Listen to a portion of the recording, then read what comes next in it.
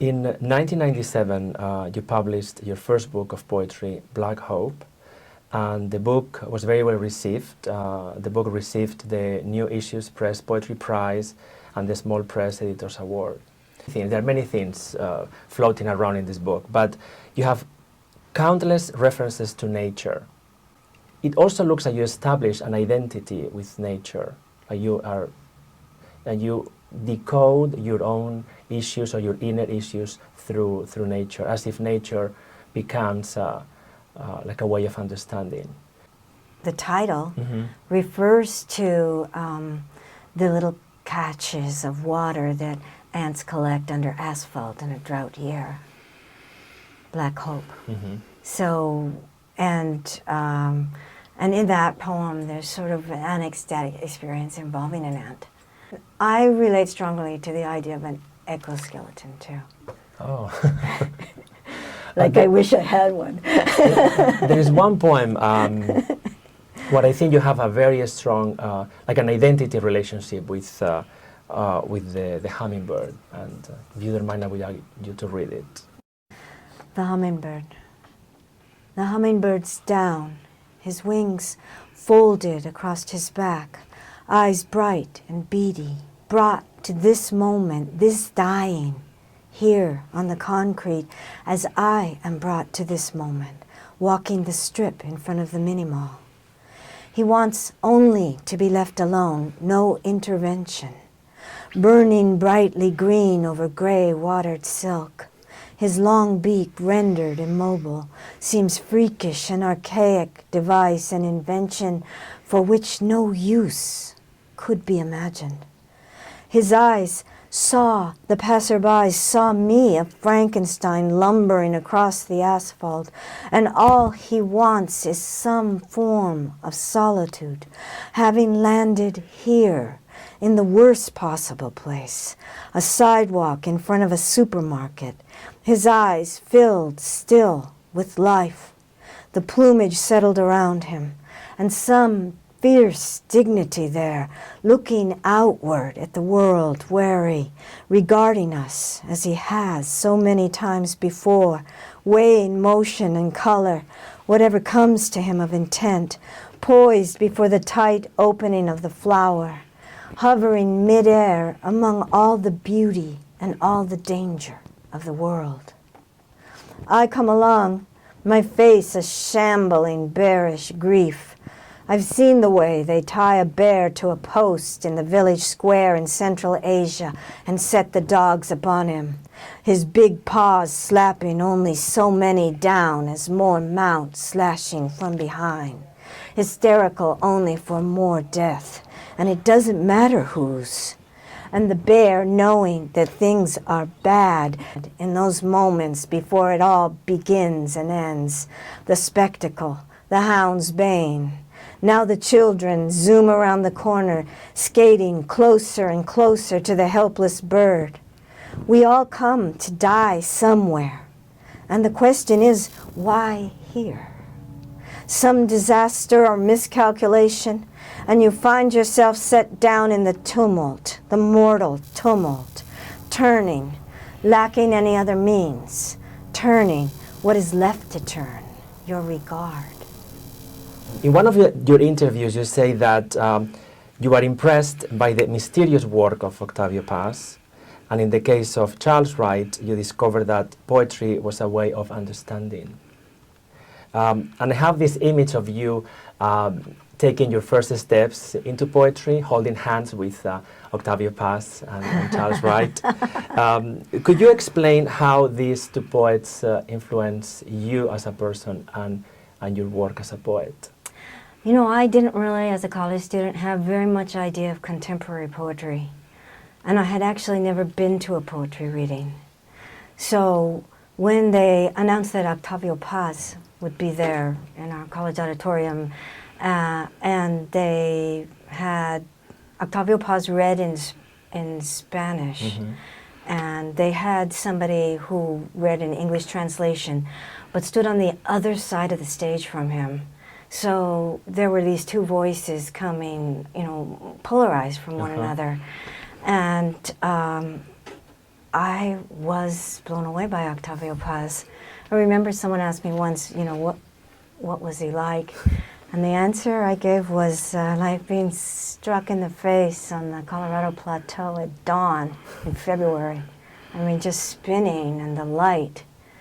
In the case of Charles Wright, I was just able to follow him in a more subterranean way that took me in a different direction. Because with Octavio Paz, I guess I could see like multiple flashing glances of the world, and with light predominating. And with Charles Wright, at that time, where he was going was underground and working on his grief. And grief has been a major part of everything he's ever done, but I didn't know that then. I was just following that particular grief, that particular time. Did you have a writing life? Were you writing before? I did. I had a sort of an identity, a kind of a cult identity as a writer, and I had taken a creative writing class, and at Occidental College I worked with John Ritchie, and he's written many books, but his most famous book is called City of Night. What about as a child? Was your family, they had like oral storytelling, or there was sort of reading? Is there any seed planted in your childhood? My father told stories. He told stories. He told almost the entire Jungle Book.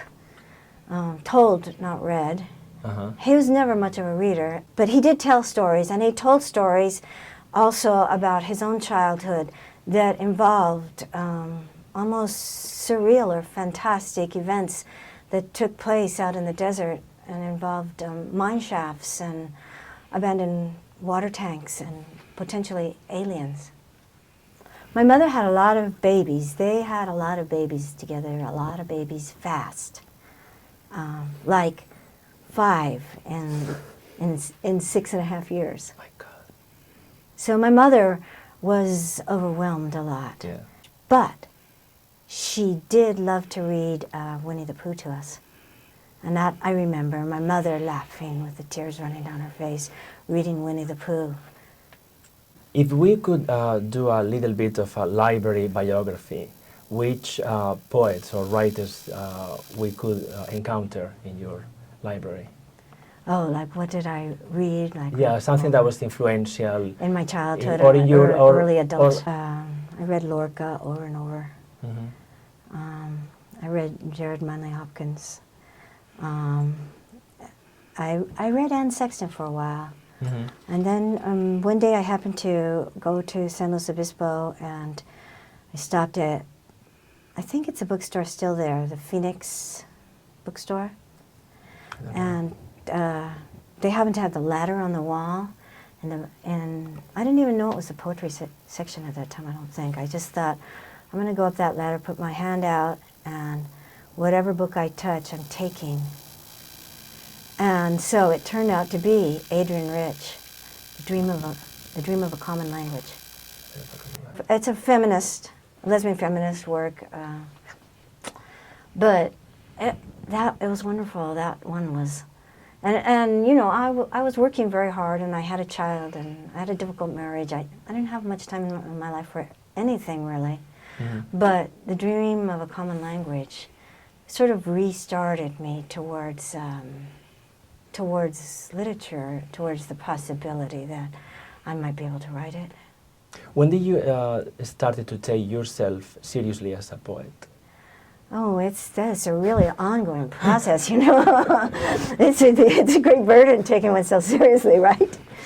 Or semi-seriously. But is there any event or any? So I was writing pretty much like I would almost call them vignettes. I mean, I didn't think of them as poetry. I thought of them as prose. I joined a writing workshop with Dina Metzger, Where in? She had a very long-standing women's writing workshop in, well, it was in Topanga Canyon where she lived. It was at her house. And she started saying to me, you should go and read these. And I said, no, I shouldn't, or why should I, or where should I? There must be a poetry reading in your town. This isn't even poetry. You must go and read these. So she told me to, so there was a poetry reading in Ventura at that time. So I went out and I got up there and I read something that was just a block of prose. One of your vignettes. One of my vignettes.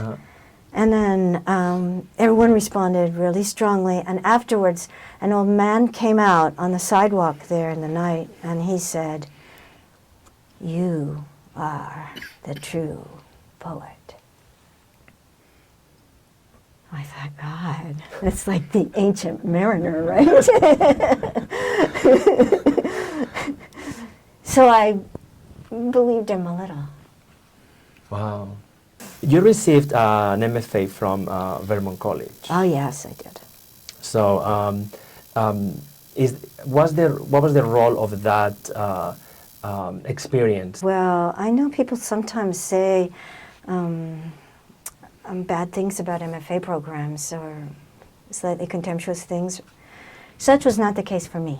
Okay. When I went to the MFA program, I was a lot older, and although I did not find it particularly easy to go to the MFA program at all, I deeply, deeply enjoyed it. I admired the poets that I worked with highly. I loved the amazing readings that they would have night after night after night there.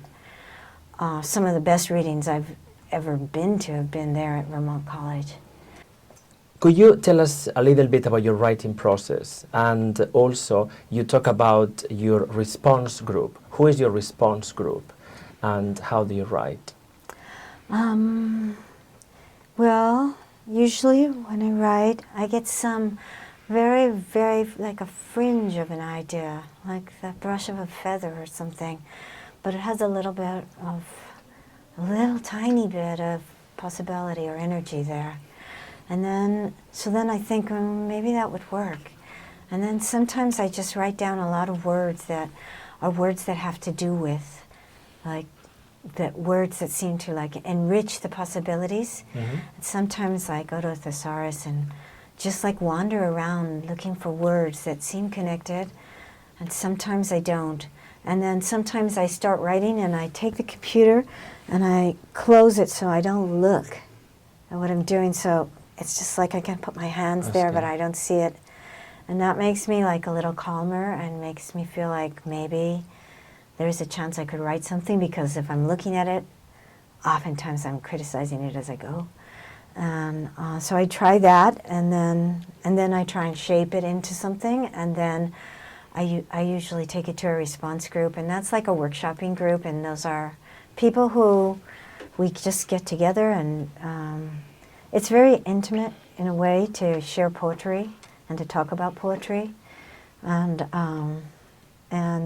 because you can't truly listen to anyone's poetry for any length of time without understanding what their deepest self is like. And yet it's also very safe, too, because in some ways they feel obliged not to question you too deeply about anything in your life. You sort of have the shield of the poem as an artifact that you're working on. So you can both conceal yourself and reveal yourself. You are very involved in the poetry scene, or in the literary scene of Ventura, organizing poetry readings and also with the publication of the poetry journal A Skew.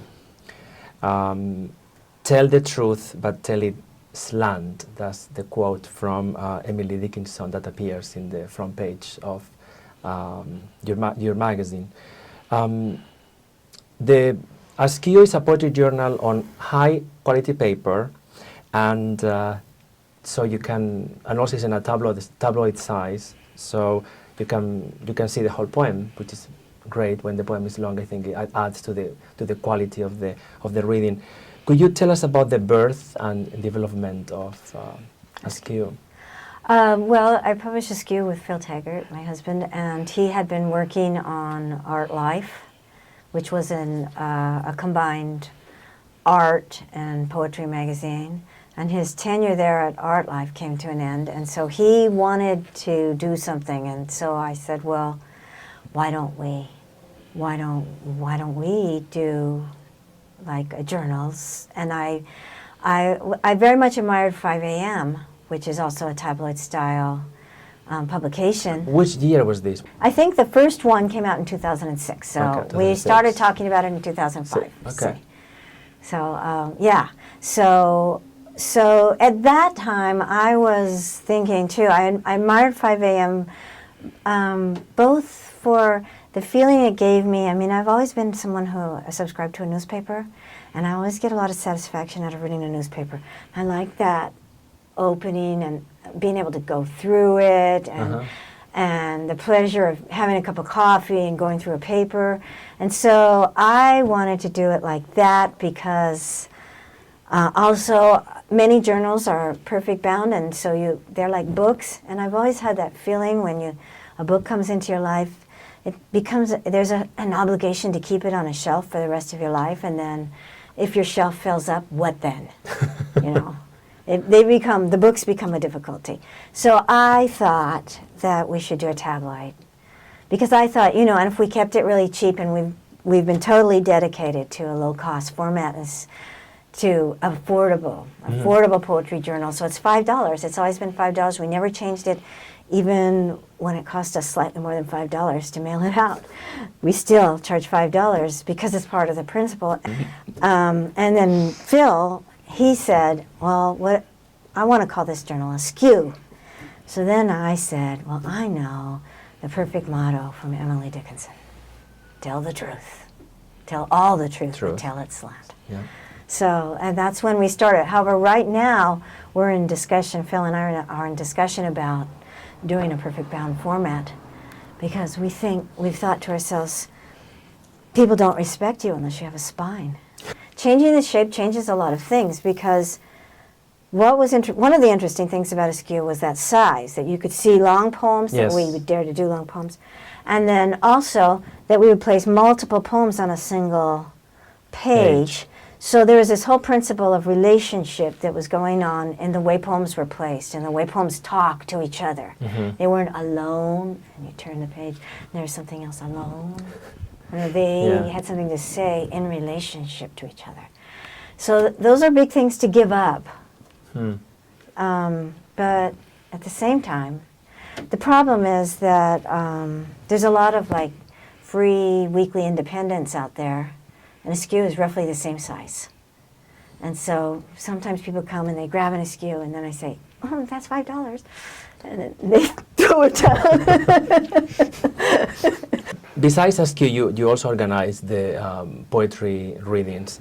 And I want to talk about the Erotica night in Ventura. What's the origin of this Erotica reading? Well, it started 10 years ago, and we started it. Yeah, we started it, and we've been running this gallery for about 10 years, and we just lost our gallery space. And so we wanted to do a fundraiser, and we thought it would be great to do an erotic reading, and that's how it all started. And then they were so rollicking, and there was such a wonderful presence of older women. Yes. And the crowd always slavered and roared for more when it came to the older women, and we thought, what a great thing to do. If you look at Black Hope and you look at the work you are doing now, what's still the same, and which changes do you see? The manuscript I have now is called Antidote to Night. So it kind of bears a relationship to Black Hope. Black Hope, Antidote to Night. It's a continuation and a slight change. And I think that what I was doing in Black Hope I was under more psychic pressure. So the work itself is more trammeled, under greater pressure, a Okay. psyche under pressure. And now, not as much. So Antidote Tonight is an easier read if you're serious about reading Black Hole. Is it easy to write? Oh, no. No. Nothing. I've never said anything that's easy to write, have I? No. Do you have any poem that you want to read from this new manuscript? It's a family poem, a Los Angeles poem. Chinese Lantern. There was only one place we ever ate Chinese, Lin's on Los Feliz. My grandfather ruling the table with the same almond chicken, egg foo young, little saucers of hot mustard. In the ceiling they'd mounted a Chinese lantern with red tassels, a kind of 3-story castle clinging upside down to the roof of heaven. Depending where we sat, my sisters and I could watch lit scenes in each castle wall. A maiden crossing a footbridge, peach trees in blossom, 2 birds on a branch leaning toward each other, a river tumbling like raw silk through a gorge. I always wanted to watch the birds, wanted only the maroon booth in the back, not the ebony chairs. And so did my cousin Deidre, who wore plum-colored lipstick and teased her hair.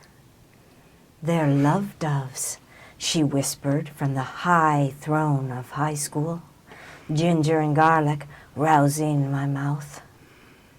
The next time we saw her there, 3 months later, Deidre was sway-backed and swag-bellied, her eyes sad and defiant at once. Hand pressed to the small of her back, a silver moon pendant shining between mountains of bosom. She watched the lovebirds and didn't say anything. I can see it now, my mother's face twisting a wind that scatters all words, Deidre's wet eyes and the birds leaning in, quiet after the tumult of love. That night, I felt a bird enter and sink down through me, the bird that is thirst, the bird that can drink an ocean and not be quenched, because thirst is both wanting and water doesn't want to stop. Water wants to let it happen, the way Deidre let it happen, deliberately, one step after another, crossing a bridge, her eyes glassy with knowledge, and so quiet afterwards. I saw what she'd been looking at all that time, the wings of 2 birds going so fast, a blur of stillness, water roaring through a gorge, each droplet's great quiet flight, silence, like when your mother calls out, her voice dark with suspicion, "What are you doing in there?" And you answer, "Nothing."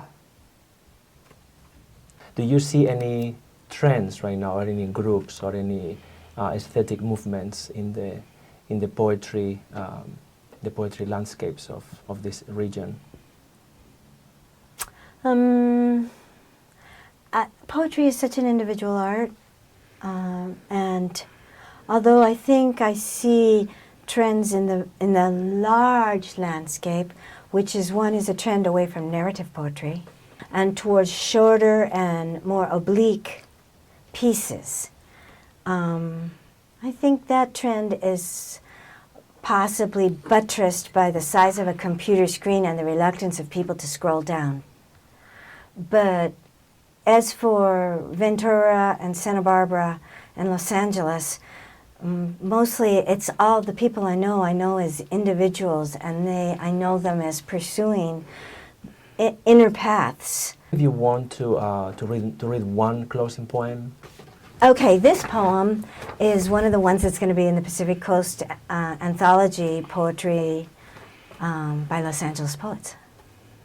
And it's called Blue Parrots.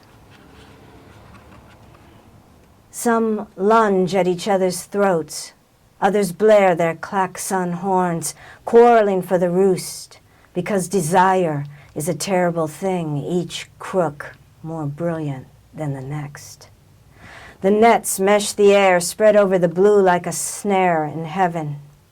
Years ago, in another aviary, I'd sit like this without moving for hours. I'd trained myself. Here, flamingos dizzy with lice, their beaks chisels open and close on what's not there. But that's all part of it, this squawk and sputter after pure space in the canopy, the way parrots want flight and wanting should be spare and made of nothing but a woven wire, a door, an outer door, 2 locks. I've gone through that threshold into shadow. But what violet, what blue compromise with the steel and cobalt of night? For this, it is said, entertains strangers. For this the match flares in bars of yellow and blue. For many have entertained angels unawares. Flame burst of radium and bone, helpless, undone. You drop everything, it all falls away. And when you come to, you're holding hands with the wrong stranger. It's like that. Thank you very much, Marsha. Thank you.